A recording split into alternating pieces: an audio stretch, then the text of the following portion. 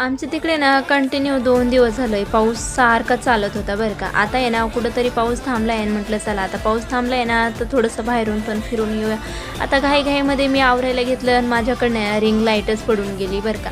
मग काय मी पाहत होते रिंग लाईटला काय झालं आहे, पण मला काय फारसं त्याच्यातलं समजत नव्हतं. मी खोलून पण पाहिले पण कळालंच नाही.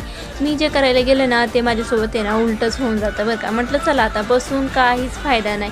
विचार करत होते काय करू काय नाही. म्हटलं चला पटकन घरातलंच काम आवरून घेऊया. आणि हे बेडशीट आहे ना मी नवीन घेतलं होतं, कारण की ना मला याचा कलर काय फारसा काही आवडला नाही. पण पिल्लू माझ्यासोबत होती आणि पाऊस पण चालू होता. म्हटलं चला घाईघाईमध्ये आहे ना घेऊन टाकलं बरं का आणि घरातलं पटकन आवरून घेतलं. आता हा किराणा आहे झालं 2 दिवस घेऊन आले, पण त्याचा आहे भरायला आहे ना आज मला मुहूर्त लागलं आहे, कारण की पिल्लू काय आहे ना काहीच करू देत नाही. आणि हे जे शेवाई आहे सासूबाईंनी गावाकडून बनवून दिले आहेत बरं का. पण मी ना ह्या पिशवी सगळं डब्यात भरत आहे, कारण की पावसामुळे ना त्या नरम होऊन जातील म्हणून. असे हळूहळू सगळा किराणा वगैरे मी भरून घेतला. आता पिल्लू झोपली आहे ना म्हटलं चला पटकन आहे ना सगळं काम वगैरे आवरून घेऊया. आणि ही मशीन वगैरे आहे ना याला मुहूर्त लागला आहे आज, पुसून वगैरे घेतली छान. आणि म्हटलं चला आता सगळं तर झालं आहे, पटकन स्वयंपाक पण करून घेऊ. म्हटलं चला आज भाजी काय करू, भाजीचं काही समजतच नव्हतं. रोजचं तीच कटकट आहे.